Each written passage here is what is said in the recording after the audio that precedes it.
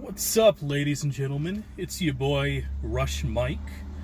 I am just out here on a quick run to fill up some Pokemon Go eggs. If you're wondering why I'm not wearing a mask like I have been the past few days, it's because I haven't left my car at all. Other than being at home, I get out of my house. It's a 5-foot walk to my, or 6-foot walk to my car, something like that. Haven't gotten out of my car yet, but I plan to get some Subway, and I'm definitely gonna wear my mask when that happens. So interesting weekend. I just got off a group Zoom call with several members of my family. How many? 6, 7, 8. We do these every week. There could be as many as 10. I think this Sunday it was 8. And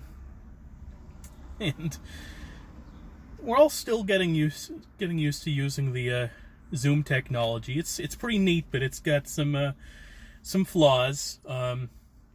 I noticed today that there was audio cutting out from a lot of people. It's like somebody would say something, and then there'd be a word which I just wouldn't hear, and I'd need to hear it to understand the context of what they're saying. Like, so my cousin has a little son, 4 years old, I think. I don't know what you call the familial relation, your first cousin's son. If you know what that's called, let me know in the comments down below. But her son really likes video games. So my cousin, she says to me, "Oh, he played Haunted Mansion." It's like, what Haunted Mansion? Oh, Luigi's Haunted Mansion.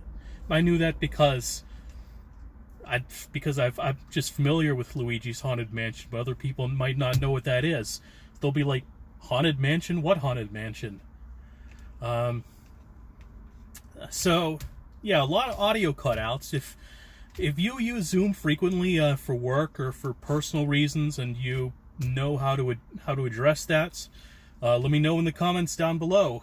So there's that, and another thing. One of my cousins has a son. Another one of my cousins has 2 daughters, and the 3 of them, they range in age between like 4 and 7, maybe 8, something like that.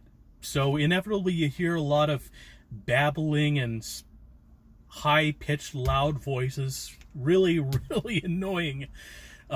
Anybody who's been around kids for any amount of time will know what I'm talking about. But yeah, the cousin who has 2 young daughters, and they're always babbling with each other, and sometimes I just want to mute them. Like, if you've ever seen Around the Horn, you know, when Tony Reali doesn't like what one of the panelists is saying, he just pushes the mute button until he's ready to start hearing him again.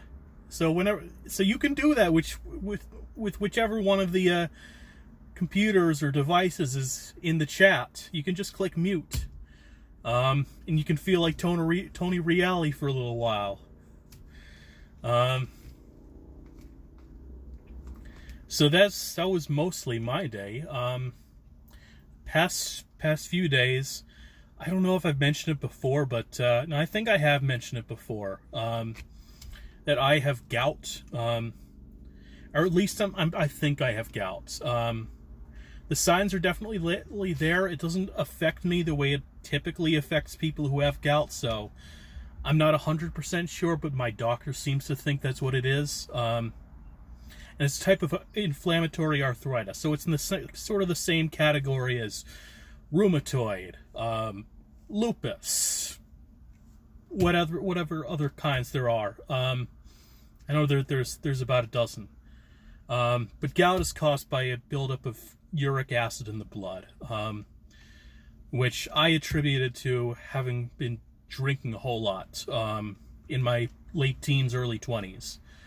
And 95% of the time, it doesn't really affect me at all. I mean, my joints are a little bit damaged, but I can still move around and do stuff like most 30-year-olds can. I mean, in fact, I was going to play some slow-pitch softball this spring before the season got canceled due to coronavirus. But anyways, getting too far off tangent there.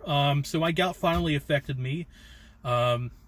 If you know anything about gout, if you watched that episode of King of the Hill, you know which one I'm talking about.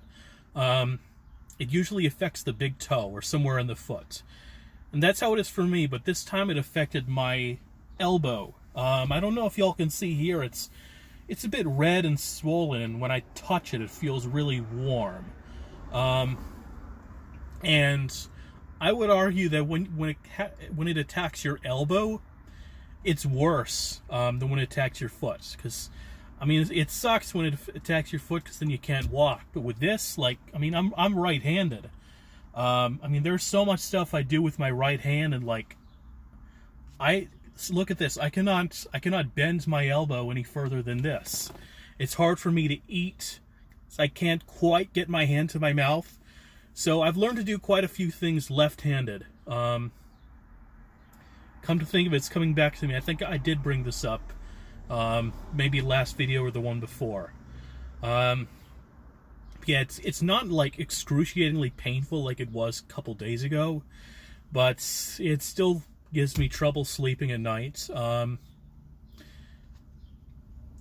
And I'm just waiting this out. I'm doing everything I can to mitigate all the swelling. So hopefully I'll be back to normal 2 or 3 days, I guess.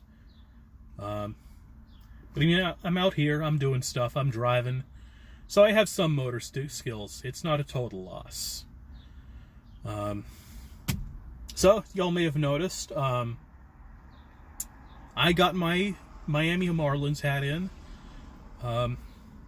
First time wearing the Marlins hat in a video here. And I don't know about y'all, but I really, really like this new Miami Marlins logo. I think that was a result of Derek Jeter buying the team. If you'll remember, before it was just like a regular M with too many colors. It was like blue and yellow and red and black and all that. It was kind of like the Oklahoma City Thunder, just too many colors. But this, just the black, blue, and orange, they go really well together. It's kind of like the Miami Dolphins colors, the orange and aqua, and the Marlin there. It's a really nice touch. If I'm curious to see if you have a favorite sports team logo. Let me know in the comment section down below.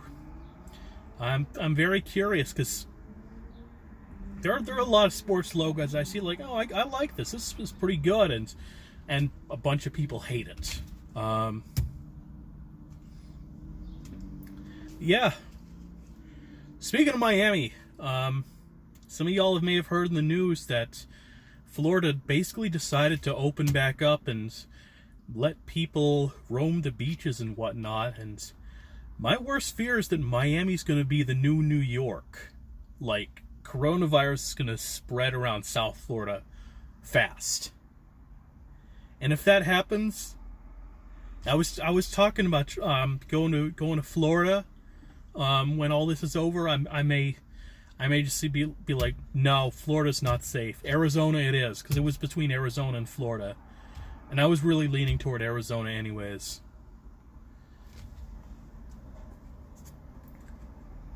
So in the sports world, looks like the Korean baseball and Taiwanese baseball, their seasons are going to start up soon. Empty stadiums, no fans. I've never really paid attention to baseball leagues outside of Major League Baseball. Not even Japanese, although that's a very high level of competition. But I mean, now that there is no more baseball in America or Japan, I may have to check out this Korean or Taiwanese baseball. I wonder if there are any soccer leagues opening up around the world, because I know some countries, they've successfully contain the virus. So if you know of any sports leagues that are still going, that are managing to pick up again, let me know in the comments section down below. I definitely need my sports fix. Speaking of which, the Michael Jordan documentary is airing on ESPN tonight, 8 p.m., 9 p.m. or something. I don't know what to expect of it, but it seems worth watching. Last night, so I saw the whole One World thing, the whole thing organized by Lady Gaga. That was interesting. There was some decent music there. You heard Paul McCartney singing Lady Madonna, and he did that really, really well. Like he legitimately sounded like a black blues singer, which is clearly what he was trying to go for. Well, Elton John did I'm Still Standing, and honestly, I did not like the version he did. Just, the acoustics were bad, and his voice sounds like it's shot to hell. Which is a shame, because, I mean, I saw Rocket Man. Wait, did I? No.